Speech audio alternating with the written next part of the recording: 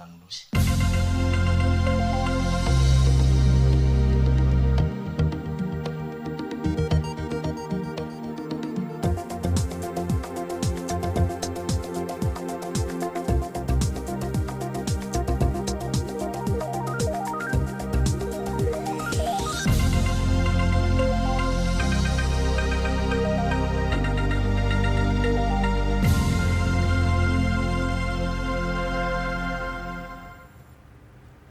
Faly tafaraka aminao indray ny tena ko tompoko lahy sy tompoko vavy amin'izao atoandro izao atao anatin'ny vaovao-an-tsary ny televiziona malagasy manolotra ny araba tompoko ary ampanajana no anasako anao anaraka ny fampahalalam-baovao mialoha ny idirantsika ao anatin'ireo fotoatim-baovao aloha dia indro atolotra anao vetivety ireo lohatenim-baovao. Tokantrano mahery 20 mipetraka manamorona ny faritra rovana Nosy-Baraina any Melaky no mahazo tombotsoa amin'ny fahazoana vovon-drano fisotro madio manara-penitra 9 namboarin'ny Pray Ombonantoka OSDRM na ny Organisation de soutien pour le développement rural à Madagascar izay vatsian'ny BAF na ny Blue Action Fund vola. Anoravan'ny faritra Androy avy hatrany ny tohadrano fangoala napetraky ny orinasa Snow Compact Sapitrandraka Renakibontany any amin'ny commune Ambahita district ny Bekily rehefa tsy nanaiky ampianatra ny didiny voaka ny orinasa. Commune manana ny tanjaka raha-toekarena eo amin'ny fambolena sy ny fiompiana ny commune ambanivohitra Ambohibarvoilena olana amin'ny famoambokatra ny faratsian'ny lalana.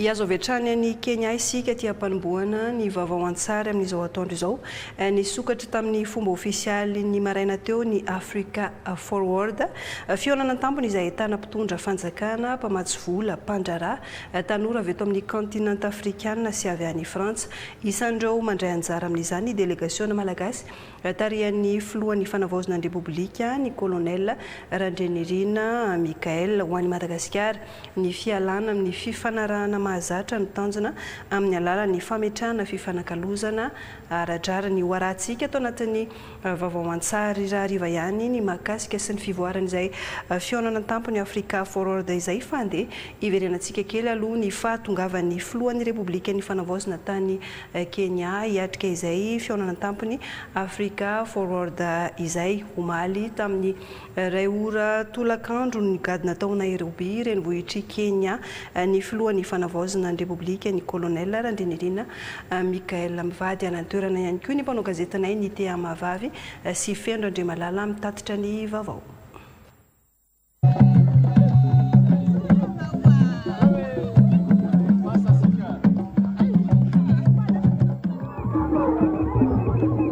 Mikendry ny ahazo tompony ho an'i Madagasikara ireo délégation malagasy tarihan'ny filohan'ny fanavaozana ny Repoblika ny colonel Randrenirina Michael amin'ny fandraisana anjara amin'ny fihaonana tampony Africa Forward ao anatin'ny 2 andro dia eto Nairobi Kenya no ambom-pionan'ireo firenena afrikanina sy frantsay izay ahitana mpitondra fanjakana mpampiasa vola banky mpandrarà izay mikendry ny ampivondriny ireo mpisehatra rehetra hitondra fiovana ho an'ny kontinanta ho an'ny Madagasikara manokana dia ny fanamorana ny fanakalozana ho an'ny famokarana tsaratsara kokoa no votoatin-kevitra entina ao anatin'ny fihaonana tampony Africa Forward tetika asa maro no efa vita taoriana katoavany fikambanana maneran-tany momba ny varotra ny fanamorana ny fanakalozana isan'izany ny famadiana ho numerika ireo atotan-kevitra mikasika ny varotra sy ny rafitra elektronika momba ny fahadiseranana ary ny sertifika phytosanitaire ao anatin'izay dia tsy onintsony amin'ny fanondranana akora fototra izay tsy azahoana tombony Madagasikara fa ho averina arafitra tsara ny sehampiariana anodinana ny vokatra ny fambolena sy ny resaka lamba mba ao atoerana ihany tsy mikendry ny fampandrosoana fotsiny ihany ireo paikady ireo fa ahafahana mametraka ny fahaleovantena ara-toekarena hampisy fampananana asa maharitra sy hampiakatra ny kalitaon'ny vokatra malagasy eo amin'ny sehatra iraisam-pirenena fialana amin'ny fanarahana mahazatra hidirana amin'ny fiaraha-miary sy fanakalozana radrarany no tanjo ny fitondrany fanavaozana ka omena lanja manokana ao anatin'izay ireo tanora hoery entina mampiroborobo ny indostria tafiditra ao anatin'izay ny sehatra ny numerika izay tsy azo hitovirana intsony eo anatrehany toekarena iraisam-pirenena ka hampandraisana anjara ny tanora ireo orinasa madinika sy salatsalany.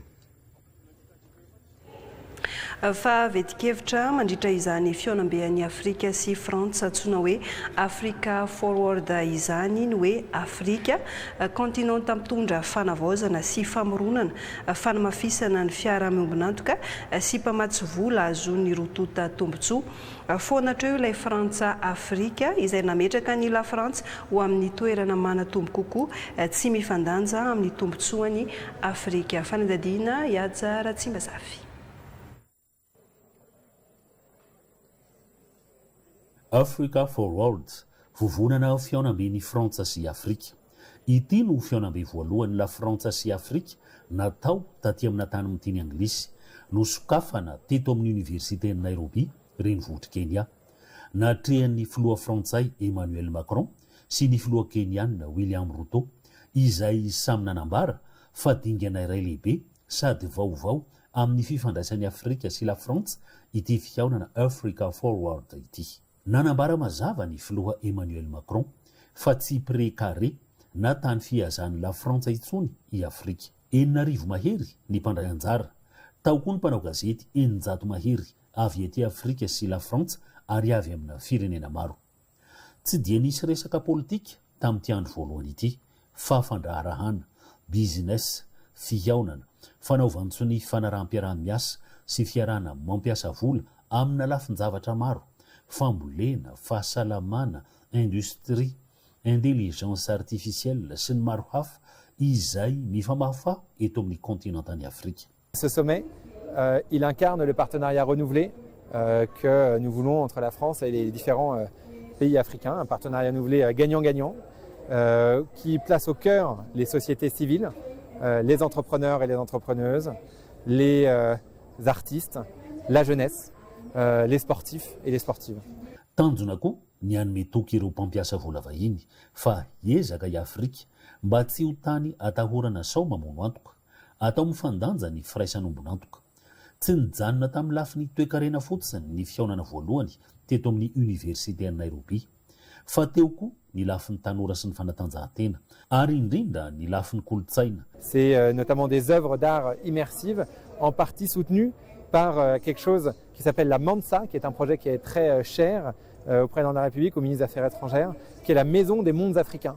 Fandravonana ireo disadisa nampifanolana ny la Frantsa sy ny continent africain nandritra ny fotoanana haritra toy ny famerenana ireo harentsaina sy vakoka na taolam-balona africaine izay nalain'ny Frantsay ankeriny tamin'ny andro fanjanahantany. Le Parlement français vient d'adopter la semaine dernière une loi qui permet d'avoir, comment dire, avant il fallait avoir une loi par chaque œuvre d'art pour la faire sortir du bien public national.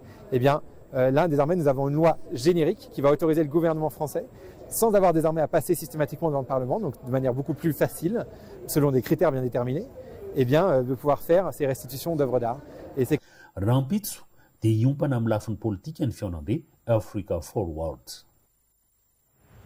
Hotaterina amintsika atao anatin'ny vaovao an-tsary ihany moa ny fivoarana sy ny akony izay fiaonana tampony Afrika Frantsa izay na ilay Africa Forward fa izao tsika dia hivadika lafim-baovao hafa, lafim-baovao manodidina ny famahanany olan'ny rano araka ny fanambarako tao anatin'ny lohatenim-baovao teo dia vovon-drano fisotro madio manara-penitra enina no namboarin'ny pray ombonantoka OSDRM na ny Organisation de soutien pour le développement rural Madagascar izay vatsiny bafa na ny Blue Action Fund vola ho an'ireo vahoaka eny fotony amin'ny toerana 10 manamorona ny ranomasina izay voafaritra ao anatin'ny faritra rovana Nosy Baraina Animelaky tokantrano maherin'ny 20 no misitraka sy mahazo tombotsoa amin'izany natolotra sy notokanana tamin'ny fomba ofisialy ireo fotodrafitrasa ireo ny zoma teo tao amin'ny commune Soany district Nantsalova Diapson Robert no mitatitra ny vaovao.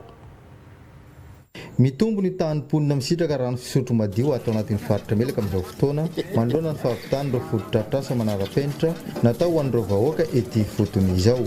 Aina ny rano ary zava-dehibe ny rano. Aleo tsy mihina toy izay tsy misotro. tsika raha tsy misotro rano mandritra ny 3 andro tsika fa maty fa tsika na tsy mihina anatin'ny 3 herinandro mbola vitatsika ihany entina ilazana amintsika amin'ny mahazava-dehibe an'izany rano izany tafiditra tanteraka ho ao anatin'ny vina ny fitondram-panjakana ny ampitomboana ny tahany olona misitraka rano fisotro madio teo aloha izy 20 isan-jato zany hoe olona 20 amin'ny olona 100 no misitraka n'izany rano fisotro madio izany amin'izao izany dia hiakatra izay zay ka isaorantsika ny mpamatsy volana na ampifanjakana tamin'izay fanatanterana fotodrafitrasa zay io no rano fisotro madio azo antoka izy io indrindra ho an'ny fahasalamantsika fotodrafitrasa vovondrano manara-penitra miisa 1 araka izany no namboariny pré-ombinantoka OSTRM izay vatsiny Blue Action Fond vola amin'ireo toerana miisa 5 izay manamorona ny ranomasina voafaritra ao anatin'ny faritra rovana nosy barenina melaky ho fitsinjovana ny vahoaka mba hisitraka rano fisotro madio sy ho fisoroana ny valanaretina mety ateraky ny rano tsy azo antoka ka ny tokantrano mahery 20 isa eny fotony na ety an-tanety na eny amin'ireo nosy maro no afaka misitraka sy mahazo tombotsoa amin'izany avokoa. S'il vous plaît, s'il vous plaît, s'il vous plaît, 3 fois, même plus. C'est un bien commun, c'est pour les gens, c'est pour la population, c'est pas le but de l'OSDRM, de Ventures, du gouvernement, et du projet qui doit maintenant servir à la communauté pour toujours, nous espérons.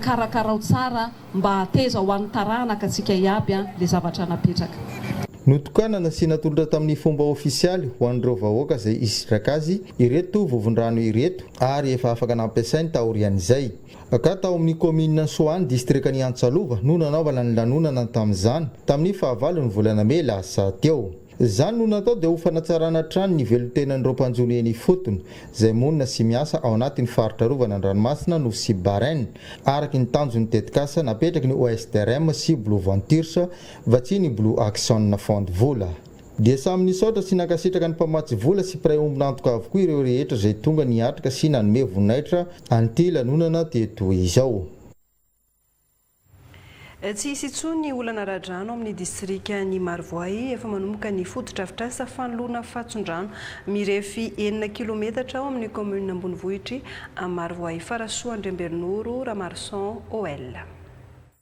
Fovany olana radrano no ny fanterany fotodrafitrasa fatson-drano izay mpampita rano tsy nasi ampanarenana hatramin'ny taona 1950 aty amin'ny distrika ny Marvoay. Fampanantenana solombavam-bahoaka nefa ny anoloana ny fatson-drano efa manomboka ny asa amin'ny ankehitriny fatson-drano mirefy 9 kilometatra eto an-tampon-tanàna ny Marvoay. Mifanindran-dalana amin'ny fanatanterana ireo fihinanasa fampandrosoana maro aty an-toerana.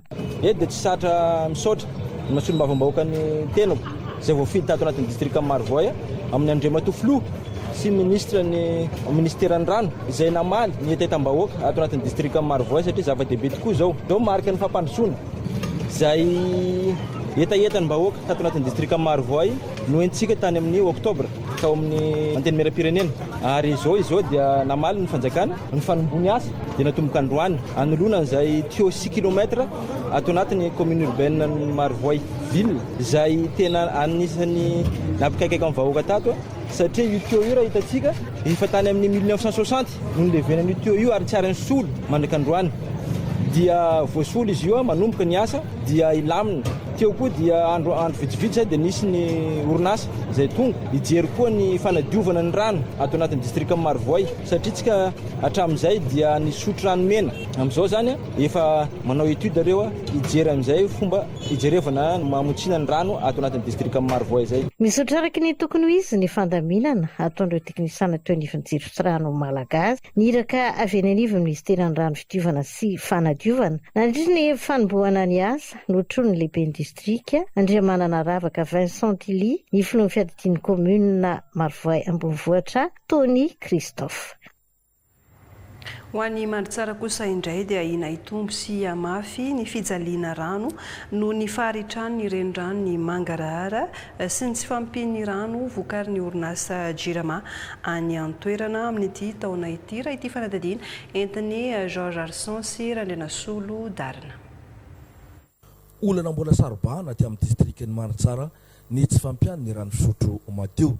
Ankoatran'ny olana eo anivon'ny orinasa Jirama mbola manapitsotroka ihany koa ny etraketraka ny natiora amin'ny faritrina renirano ny mangarahara ka anaovan'ny solombavambahoaka ny Madagasikara zay efa fitety antoerana Antsoava fitondram-panjakana Maefa. Bologna me zao mangarahara zao rano mangara amin'ny fasika mangarahara zay bologna zao ka ny rano mangarahara mo efa voritry dikan'izay tsy ela tsy misy rano koa eto Mandratsara efa nampitaiky tamin'ny ministry tompon'andraiky ministry ny rano ny tsy fisian'ny rano dia mbola mipotika eto ndraiky ny fagnamboarana faran'izay hengana ny rano Mandratsara satria aveto Savoy eto mandeha amin'ny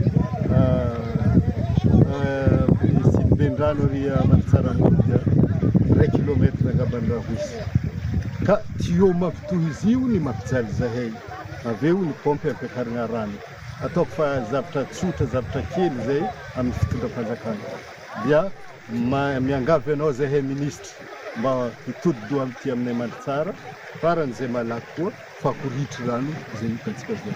Reny ranony mangarahara zay mama olan'ny vahoaka maro aty amin'ny distrikty Mandratsara amin'izao fotoana zao anefa dia efa tora-pasika no akabeazany hita eto amin'ity reny rano ity karaha zao no ritra dia ahina nisy an'ny jalin-drano tanteraka aty amin'ny renivohitra Androna. Anoravan'ny faritra Androy avy hatrany ny tohadrano Fangoala napetraky ny orinasa Snow Compax any amin'ny commune Ambahita distriktany Bekily rehefa tsy nanaraka ny fifampiresahana ny orinasa ny amin'ny tokony andravan'izy ireo izany fa sahirana ny mponina araka ny didi-pitsarana izay nivoaka nambaran'ny lehiben'ny faritra fa ho fianona ny feon'ny vahoaka sy amin'ny mahatanotandalana any Madagasikara no nijoroany hatramin'ny farany sy nijoroan'ny faritra andrava izany tohadrano napetraky ny orinasa Snow izany mitohy avy hatrany moa ny fanesorana tanteraka ny tohadrano Fangoala izay napetraky ny orinasa Snow Joa Marcelin mitatitra ny vaovao. Efa iray volana lasa izay tonga teto Fangoala commune Ambahita distriktany Bekily ny lehiben'ny faritra ny Androy sy ny prefeny Androy ny fampiresaka tamin'ny orinasa Compax ny irosoana amin'ny fanatanterahana ny didi-pitsarana izay mandidy ny handravana ity tohadrano ity. Nanaiky ny orinasa tamin'izay fa izy ireo ny andraikitra ny fandravana tsy nitanterahina nefa izany.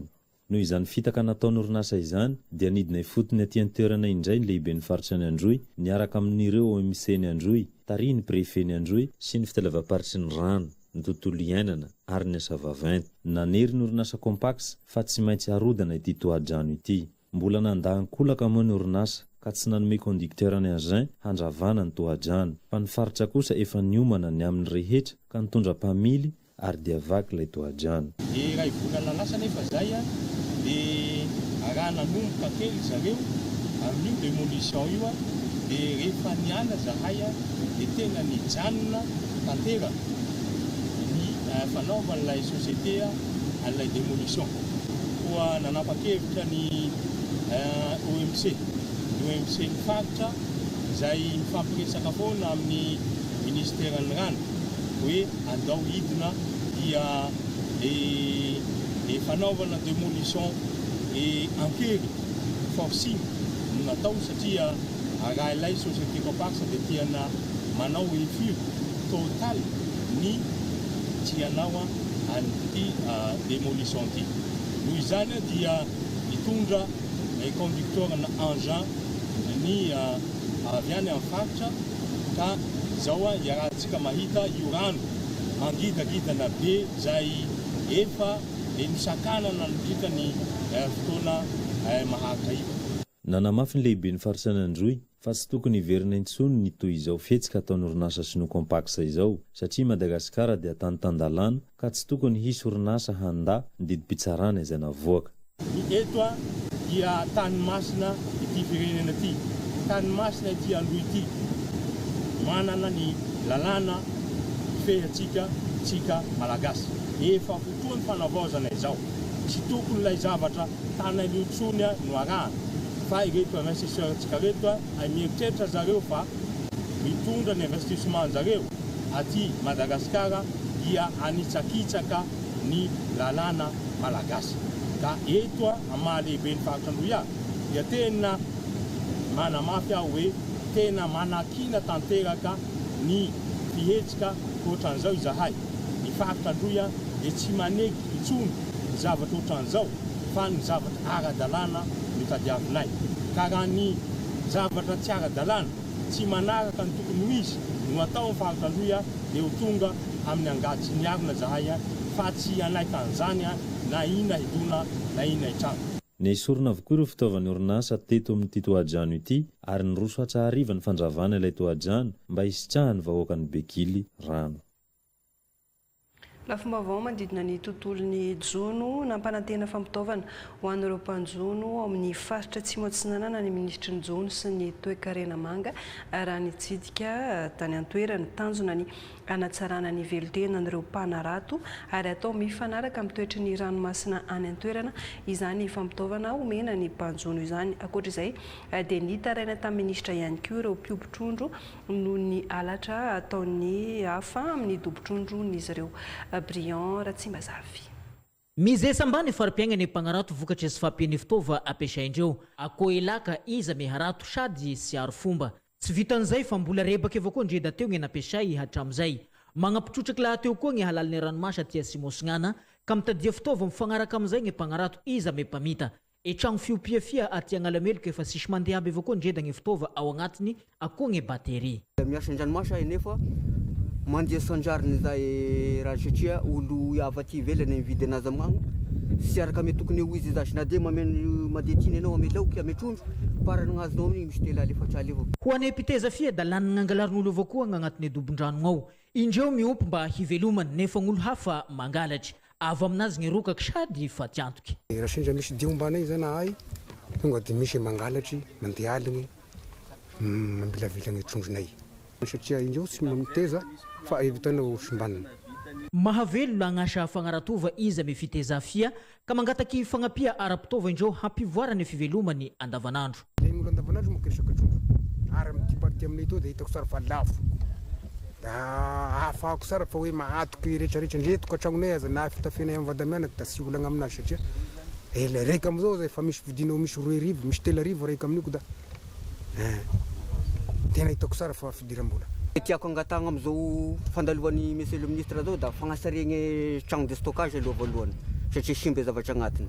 Faharoy magnaraky resaky fahajonoagna an-dranomasy tiako angatagna manoka koa io resaky laka tena angatanay aloha le mety aminay da tena vedety satria mampiasa palangra mampiasa arato be. Ovahatsy ela gn'olagna hoy ny ministre Zony va ny toe-karena manga la nandeny zoso taty ampitorany izy nahita ny raha nisy na mpagnategna sady hagnome fitaova mifagnaraka ame filany mpagnarato. Fomba azo andreo mpanjono manana fahafahana mandeha lavidavitra sy mahatakatra an'le toerana tokony misy an'ireo vokatra ampy mba azahoana bebe kokoa zany amin'le fanjonoana.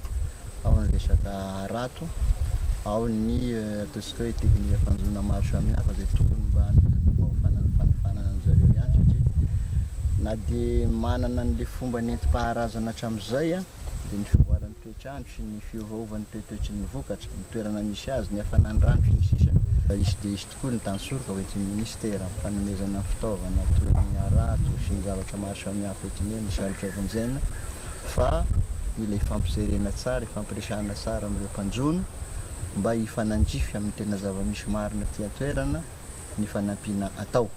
Fa sy hoe nizara harato tany avaratra na nizara lakana tany asimo dia mizara lakana ohatrany iny koa aty fa mila alalinina tsara hoe inona ny tena hoe karazana fitaovana azo ampiasaina amin'ity faritra ity satria ny toetoetry ny ranomasina isaky ny faritra maro samihafa eto Madagasikara sy dia mitovy daholo dia mila mamantatra an'izay aty fotony zany tsika mba azahoana mampifandrindra tsara ny fanampiana atao mazava ho azy ny toetoetry ny ranomasina sy mitovy.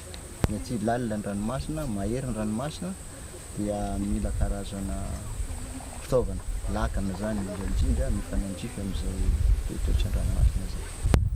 Anorina toerana anankiray amin'ity faritra eto ity mba ampivelarana an'izay fahaiza-manao eo amin'ilay fiompiana trondro zay. Nisy fitsidia ara-pombam-pagnaza teo agnivony prefektora ny Farafangana izay nanehoandreo ny fiaraha-miasa hampandrosoa ny faritra Simosignana. Iresaka vaovao manodidina ny fitantanan-draram-panjakana vetivety isika nametra-pialana tsy ho ben'ny tanàna Antsirabe voalohany intsony i Dr Rasamanana Honoré Gabriel fantatra izany nandritra ny fandraisam-pitenenana nataony nandritra ny fotoana ny fananganan-tsaina tao amin'ny commune Ambonivohitry Antsirabe voalohany ho mahaliana menjana ary fanantenana Reviny Damy. Metra-pialana ny ben'ny tanàna Antsirabe voalohany Dokotera Rasamanana Honoré Gabriel nandritry ny fananganan-tsaina teo anivon'ny commune Ambonivohitra Antsirabe no nanambarany izany tamin'ny fomba ofisialy. Fanehoana fitiavana ny tanàna sy ho fitsonjovana ny tombotsoan'ny rehetra no antony izao fanapakevitra izao raha ny nambarany. Raha tonga nandray ny fitantanana teto anivon'ny fiadinan'ny tanàna Antsirabe tamin'ny taona 2024 dia ampitiavana no nandraisana an'izany fitantanana izany ary nananganana tsangam-bato maro. Misy ny tsy mivoaka akory tamin'ny kitapom-bolan'ny commune toy ny fananganana ny tsangam-bato Ailovy Antsirabe io sy ny maro tsy voatanisa raha iteny an'ireny pompier sy ny sisa ireny ny fahatongavany teto. Fa ihany koa tamin'izany dia ny fampiarahaba, ny fampitsodrano, ny fankahery mba ahavita be, ny fampivavaka.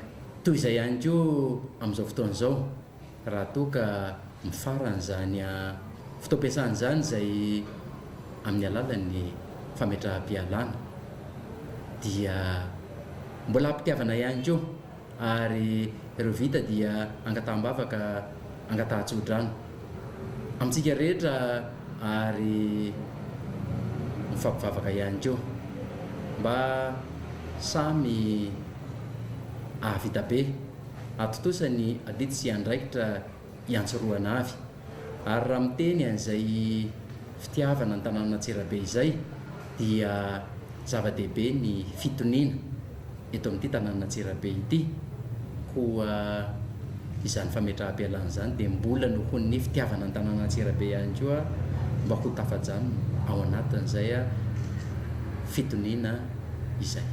Andrasana arak'izany izay ho filohan'ny delegasiona manokana hitantana vonjomaika ny tanàna. Lafomba vaovao toe-karena nisy ny fikaonan-dofaka-kevitra izay niarahan'ireo mpisehatra lavanilo amin'ny distrikan'ny Befandriana Avaratra manoloana ny olana misy eo amin'ny sehatra ny lavanila any an-toerana Honoré Podian Jeanne Patriciano mitatitra ny vaovao.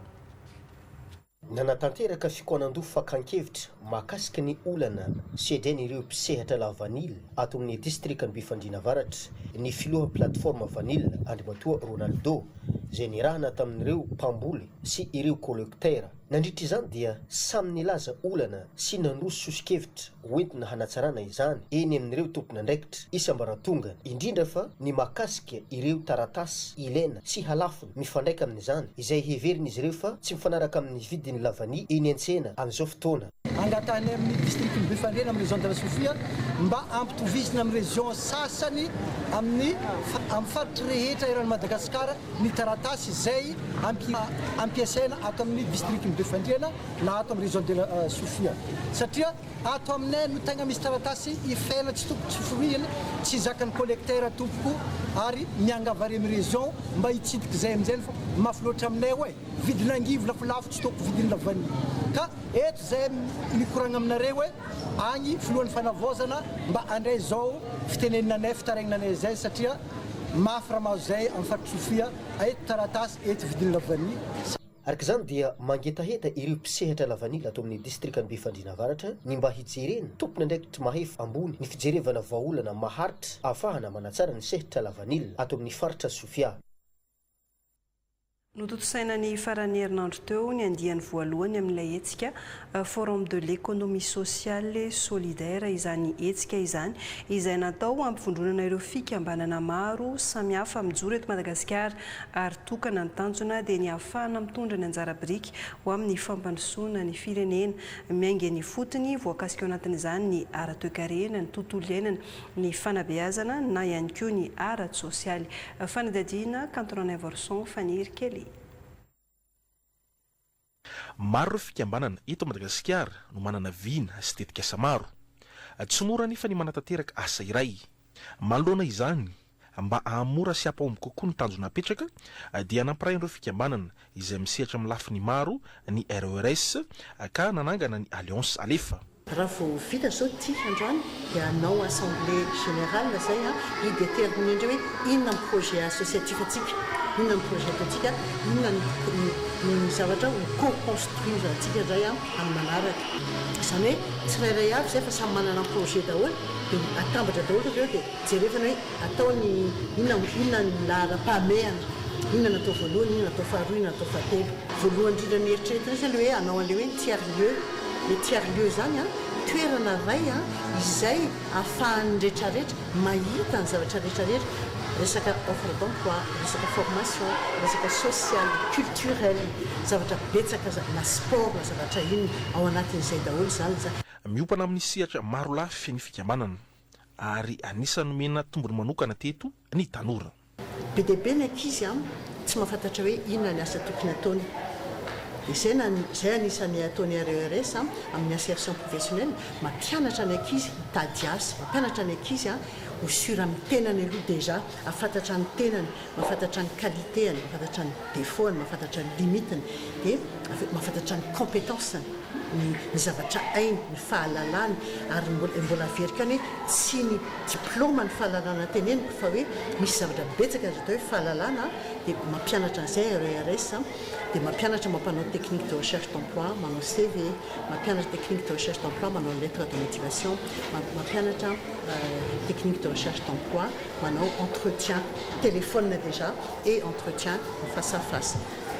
Zay zany zay fotsiny zany le hoe le anay fotsiny zany tifitanina fa tsy ny alefa akory ty RERS fa zay rehetrarehetra ao daholo samy manana zavatra araka ny zavatra henonareo teo angamba fa samy manana spécificité any daholo ary mivondrona ao anaty manomboka amin'ny ankizy kely paribatonga amin'ny olon-dehibe. Totosa tetsy amin'ny LMA Pefloa ny andiany voalohany le forum lehibe no karakarain'ny Alefa ary fantatra fa mbola ito zany izy ireo izay misokatra amin'ireo fikambanana rehetra manerana Madagasikara tsy hakanavaka. Isan'ireo commune manana ny tanjaka toe-karena eo amin'ny fambolena sy ny fiompiana ny commune ambanivohitra Ambohibary Vohilena amin'ny taonina maro ireo vokabary miakatra aty an-drenivohitra avy any amin'izany commune izany. Anisan'ny olana ho an'mponina nefa ny faharatsian'ny lalana ahafahana mamoaka ny vokatra efa misy ny tetika asan'ny commune amin'ny fanamboaran-dalana fa mila ny fanohanana avy amin'ny fitoram-panjakana izy ireo Lovasoa zao zay. Manodidina ny 3 taonina isaky ny hektara ny vokabary vokarin'ny commune ambanivohitra Ambohibary Vohilena. Raha amataonina maromaro kosa ny vokatra mivoaka eto miazo ny tsenan'Antananarivo. Ambohibary Vohilena raha teo izay malaza amin'ny fambolem-bary ato anatin'ny distrika Ananjorobe. Isan'ny olana setrain'ny mponina nefa ny faharatsian'ny lalana mamoaka izay vokatra izay. Lalana zany no sakana ao anatin'izay fampandrosoana zay. Efa miezaka moa ny eo anivon'ny commune mifanentana miaraka amin'ny vahoaka anamboatra ny lalana andilandalina ho atao pavé, nefa na izany na tsy zany tsy vita ny vahoaka rery zany dia miantso ny fitondram-panjakana mba anampy anay ao anatin'ny fanatanterahana an'izany fanamboarana lalana zany aty anivon'ny commune misy anay fa dia anisany mamasy tanteraka ny andrenivohitra ny vokatra avy aty amin'ny commune Ambohibary Vohilena misy anay. Tahaka ny isan-taona dia nitanterahana teto amin'ny commune Ambohibary Vohilena ny tsenam-bokatra izay hoentina anehoana ny tanjaka ara-toe-karen'ny commune ary teboka ihany koa hoentina ifaneraseran'ireo tantsaha sy ireo mpanangom-bokatra. Tanjona moa napetraka tamin'izay dia hoe nitedavana lalana ho an'ny tantsaha ifaneraseran'ny tantsaha mba ahitana ny vokatra, ampitomboana ny vokatra sy ahitana lalam-barotra ahafahana manatsara n'izay fiaripiarin'ny tantsaha zay. Nentina nitarainana ary ambara amin'ny fitondram-panjakana mahefa fa mamokatra ny tany aty aminay aty fa ny olana amin'ny resaka barazy dia mangataka izay ny anaovana ny barazy androana tanimbary ny ery Andranomalama. Sorana ny fitondram-panjakana fa nitanterahana ihany koa ny fanaterana ny fanomezana tamin'ny Trabona dia makasitraka ny fitondram-panjakana mahefa amin'izay.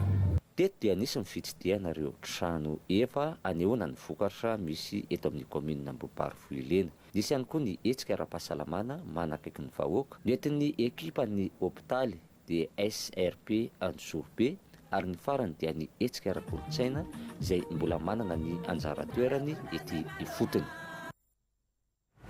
Lafomba vao mandidina ny tontolo iainana ahafahana miaro ny fahatrarovana mena be antimena dia hojeren'ny ministeran'ny tontolo iainana sy ny fampandrosoana lovainjafy ny anampiana ireo mponina mipetraka manodidina ny faritra rovana amin'ny velotenan'izy ireo. Isabelle Jouda Celestine, Ivan Maria Bonarasha no mitatitra ny vaovao. Hazavaina araky ny fiteny isam-paritra ny lalàna mifehy ny faritra rovana, indrindra fa ny tokony hijerena akaiky ireo mponina ao anatiny. Hamafisina ihany koa ho an'ireo mpitantana amin'ny faritra rovana, indrindra fa ny kategoria 5 raha tsy tokony ho tsindry ho an'ny faritra rovana ny fisian'ny mponina ao anatiny. Tena marina satria ao anatin'ny mena be antimena dia kategoria 5. Ao anatin'izay kategoria 5 zay sady afaka miara-monina ny olombelona sy ny tontolo iainana, indrindra moa ny ala sy ny zavaboary. Zay nefa tsy tokony tsindry ho an'izay zavaboary zay isika olombelona, fa tokony miara-mirindra ary miara-miaro an'io zavaboary eo. Ilaina foana ny fanabeazana satria ny fanabeazana no ahafahantsika mampita fahalalana, ahatsapan'ny olona hoe zava-dehibe ny ala rovana. Rehefa tonga amin'izay sehatra zay moa hoe tsy azo atao intsony ny manabe fa tsy maintsy mampiatra lalàna dia tsy maintsy ataontsika zay. Mila beazina ny vahoaka manodidina indraindray le fomba fanabeazantsika tsy mipaka eny fotony satria na ny teny ampiasaintsika aza tsy azo nireo vahoaka malagasy eny fotony ireo dia tsara antsika manabe mampitovy an'izay fomba fiteny sy ny fomba fifandraisana zay mba hipaka izay fanabeazana zay. Ny faharoa dia ny fampiarana lalàna. Hitantsika eto moa manodidina eto miaraka amiko eto ny mpanao lalàna, ny mpampiatra lalàna, izany hoe vorolanona eto ny mpiantsehatra rehetrarehetra sy ny tompon-draharaha rehetrarehetra afaka miady amin'izay tsy fanaran-dalàna izay.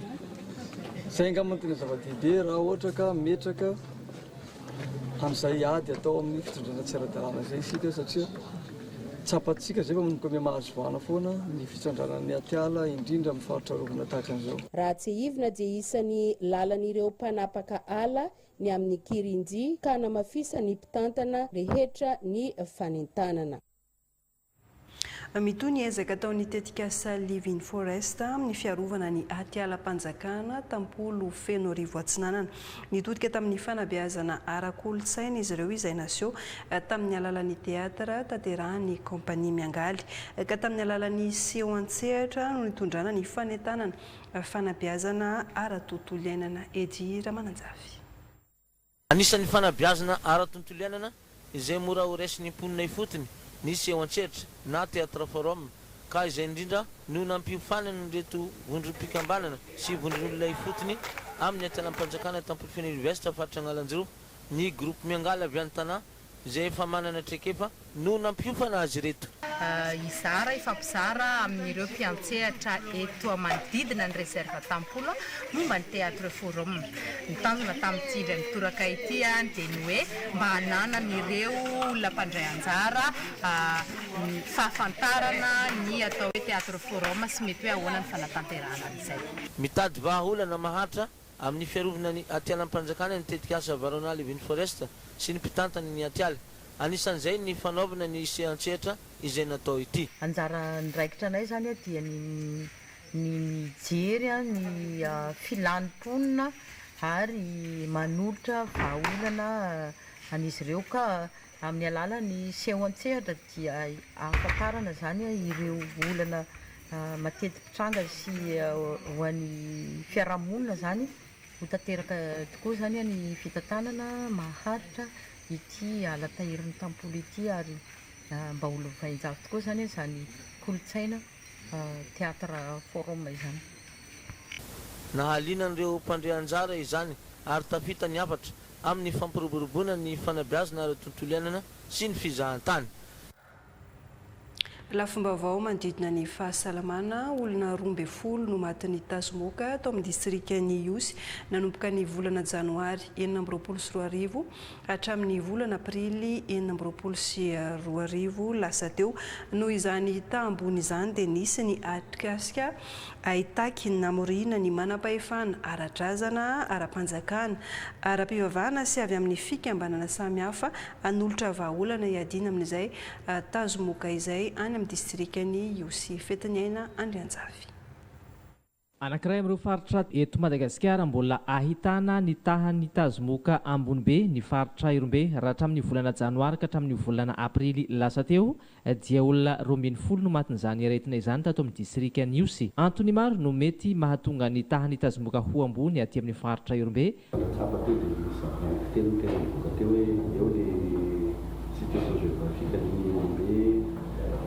Teo ilay fomba fisainana olona mihitsy ilay fomba fiainan'ilay olona andavanandro mihitsy atatoerana dia ao koa ilay ampiarana anatin'izany koa ilay fahapalalan'ilay olona dia tsy fahiratra ihany ma zany dia hoe tsy fampiana moyen taty faritra be zay dia misy mahatonga an'izay hoe araky navitra ny zareo teo zany hoe misy any amin'ny mahatonga ny fiakaran'ny tany tazomoka tato anatin'ny faritra. Votoatin'ny tiatrika sa nototosaina teto Iosy ity ny fikatsahana vahaolana mainty miady amin'ny tazomoka fa na inona atao ny fisorohana tsara indrindra dia ny fatoriana ao anatin'ny lay misodimoka hatrany. Ohatra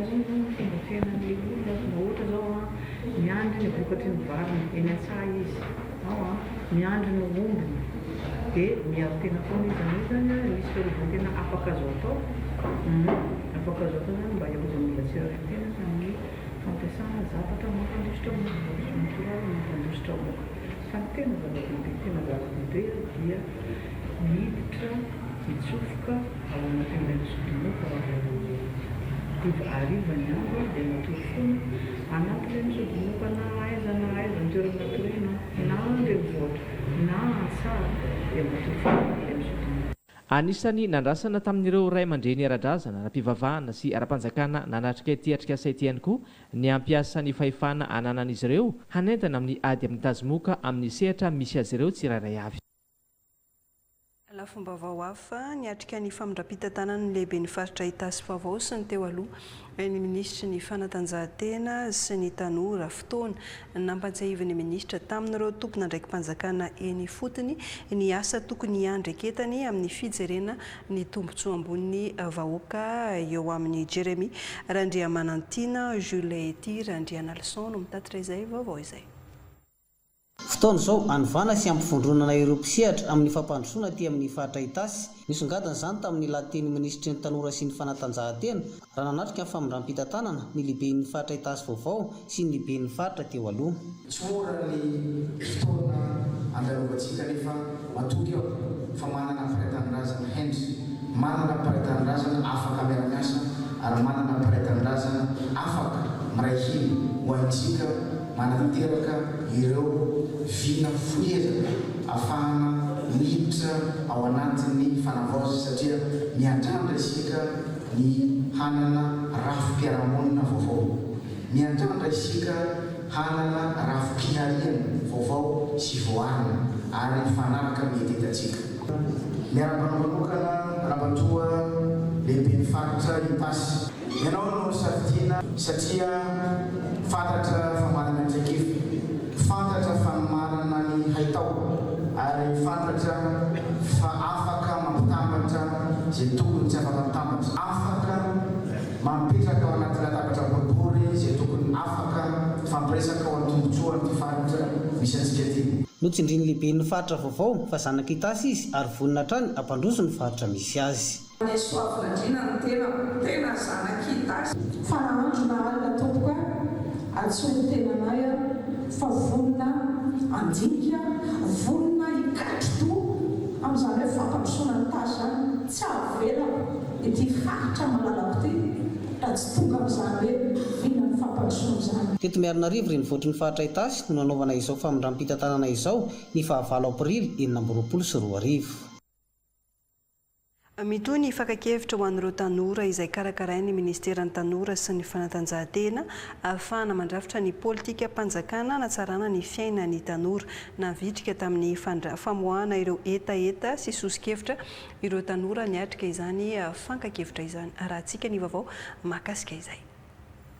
Fototra amin'ny fanavaozana takiana eto Madagasikara ny hevitra samihafa miainga avy amin'ny olom-pirenena ka omena anjara toerana amin'izany ny tanora. Paikady ampahomby izany ny fakan-kevitra ny fotony.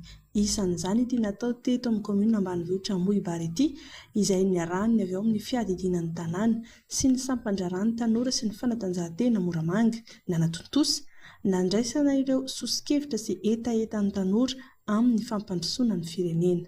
Ezaka ataon'ny ekipan'ny fitaly avy amin'ny paritra ny tanora sy ny fanatanjahantena Alaotra Mangoro ny tsy ahavelonomoka ireo ango-kevitra amin'ny alalan'ny fanatanterahana ireo dingana sy rafitra napetraka. Tanora ny manodidina ny 700 mponina ao amin'ny komuna ambanivohitra Ambohibary ka ny fampandraisana andraikitra azy ireo toy izao dia hery lehibe ho an'ny mpitantana ahafahana miroso bebe kokoa ho amin'ny fampandrosoana ny komuna. Itoy ihany anireo komuna hafa atao anatin'ny distrikan'ny Moramanga ity fakan-kevitra ho an'ny tanora iandraketan'ny sampandraran'ny tanora sy ny fanatanjahantena ity. Mitohy hatrany ny fakan-kevitra ho an'ny tanora amin'ny tety komuna ato anatin'ny distrikan'ny Mananjary. Teto amin'ny komuna ambanivohitra Marifody indray no nanohizan'ny ekipa ny fanaovana ny fakan-kevitra ho an'ny tanora. Liana tanteraka ny tanora kana ny hevitra sy nanambara ny olana iainan'izy ireo. Nisy ihany koa ny fangatahana indrindra fa ny sosikevitra naroson'ireo tanora. Maro lafo moa ny teboka nitondran'ireto tanora ireto ny fanehoan-keviny ny ben'ny tanàna eto amin'ny komuna ambanivohitra Marifody ity raha teo izay anisan'ny tanora mitondra ny etaetany ihany koa sy mitondra ny etaetan'ny tanora teto Marifody. Nitondran'ny fisaorana manokana ihany koa ny fitondrana fanavoazana miezaka amin'ny hain'ny vahoaka eny fotony raha tsy nisy izany nandritry ny taona maro. Fanontaniana napetraky ny tanora matetika ny hoe oviana ny valy ny etaetan'izy ireo. Hatreto nefa dia mbola itety ireo komuna rehetra ato anatin'ny faritra Vatovavy ny mpikarakara ary hanambatra ny hevitra ka hoentina amin'ny fakan-kevitra nasionaly ary ao anatin'ny fakan-kevitra nasionaly no hamahana ireo olana tanora eto Madagasikara. Toekarena, fandraharana, ny olana misy, ny tsy fahampian'ny foto-drafitr'asa, ohatra tsy misy tranom-boky, ny fahanteran'ny trano fianarana, sosikevitra, fanatsarana ireo foto-drafitr'asa efa mijoro, ohatra ny lalana, sosikevitra manaraka, ny fampijorona amin'ny foto-drafitr'asa vaovao, mamaly ny filan'ny tanora.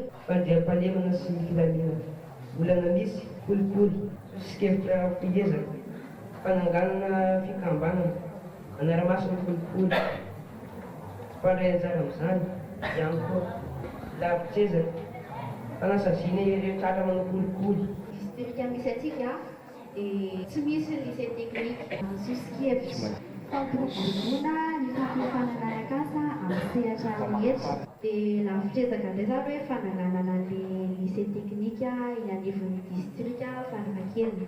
Santionany amin'ny hevitra na fahitan'ny tanora taty Parafaravolona ny zava-misy iainan'ny firenena malagasy hatramin'izay ary nanolorany sosikevitra ho fandraisana andraikitra amin'ny fampandrosoana amin'ny firenena.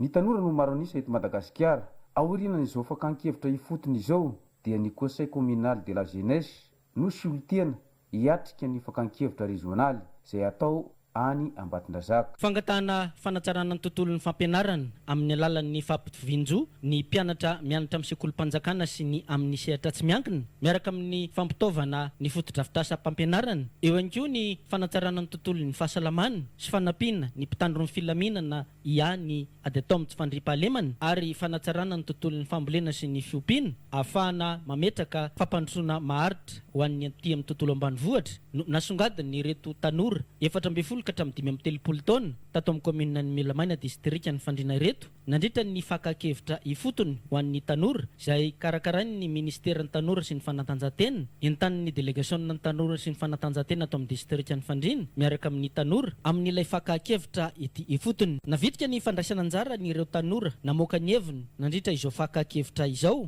no nalalaka ihany koa ary manantena izy ireo fa ho ampitainana amin'ny fitotram-panjakana ka ho ampiarina izany hevitra navoakan'izy ireo izany. No mafisy ny delegen'ny tanora sy ny fanatanjahantena eto amin'ny distrika ny Fandrina fa tanjona amin'izao fakakevitra mivantana ho an'ny tanora ety fotony izao dia ny ahafahan'izy ireo maneho malalaka ny heviny sy ny etaetany manoloana ireo fanamby sy fanavozana ilaina eo amin'ny sehitry ny tanora ka ny commune 12 ato amin'ny distrika ny Fandrina dia samy anatanterahana izao fakakevitra ifotony izao avokoa mandrapatonga ny sabotsy fa 12 ny volana May 2020 avy izao.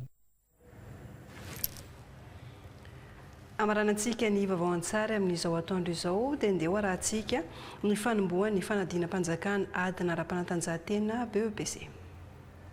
Mpiadina misa 577 no voasoratra anarana raha 777 no tonga niatrika ny fanadinana ara-panatanjahantena EPS BEPC ho an'ny sisykonfeny university tonga nanokatra sy nampahery ireo mpianatra ny talempatry ny fanabeazana ty analanjiro efa nahavitany azy ny zapo mahambo antsiatsiaka vopeno ampasamanangory ampasimemana satrana volengo ary miromivalana marina fa misy ny taranja iombonana eo koa ny taranja samirery anisany manampy betsaka amin'ireo isa azon'ireo mpianatra ny fanadinana ny taranja ara-panatanjahantena EPS BEPC ity. 70 no tsy tonga niatrika ny fanadinana ara-panatanjahantena BEPC tamin'ireo 7 voasoratra anarana teto amin'ny ivitoeram-panadinana lycée Randina Somzery Prote sy ny CEG Ambohimasoa. Niavaka tsy tony isan'ny taona ny fanatanterahana fanadinana satria raha ao anaty herika mamirifiry isan'ny taona dia tsara kosa ny andro tamin'ity taona ity. Navika ireo mpianatra raha ho an'ireo zapo 70 mandrafitra ny fari-padiam-pampianarana Ambohimasoa dia efa samy misy ivitoeram-panadinana avokoa ka efa mirosy ihany koa izy ireo amin'ny adina ara-panatanjahantena ary mizotra am-pilaminana avokoa izany. Nanomboka ny 17 ny volana avrily ka hatramin'ny 3 jiona 2020 avy izao ny tety andro ny adina ara-panatanjahantena ny kilasy fasivy sy ny kilasy famaranana natao amin'ny fitalavam-paritra ny fanabeazam-pirenena Iorombe. Mpiadina misa 76 avy amin'ny Zapidimy, Irina, Tolomiady, Ihosy, Sambanana Laliry ary Akily izay miadina eto Iosy no amaranana ny anjarany Siskony Iosy. Mizotra-pilaminana izany. Kisakany amin'ny Siskony Akora sy Voibe ny tompona andraikitra misana ny ty adina ara-panatanjahantena eto ny fitalavam-paritra ny fanabeazam-pirenena Iorombe ireto ary efa miomana sahady ihany koa amin'ny fiatrehana ny an'ny kilasy famaranana ny 7 ny volana May ka hatramin'ny 7 ny volana Jiona 2020 avy izao. Manapetra ny vaovao an-tsary tapitra ny fotoana mankasitraka ireo namana teknisiana sy ireo namana mpanao gazety tany amin'ny faritra ny ara-ny salata amin'ny fanatotosana fa indrindra ianao tany atokatanotany izay naharitra nanaraka hatramin'ny farany vaovao an-tsary izay natolotra eto tamin'ity atoandro ity. Mamsoa Hortensiano Andimby eto manomboka rahampitso ny tenako mametraka ny veloma mandra-piona ho amin'ny manaraka indray tompo kilasy tompo vavy veloma tompo.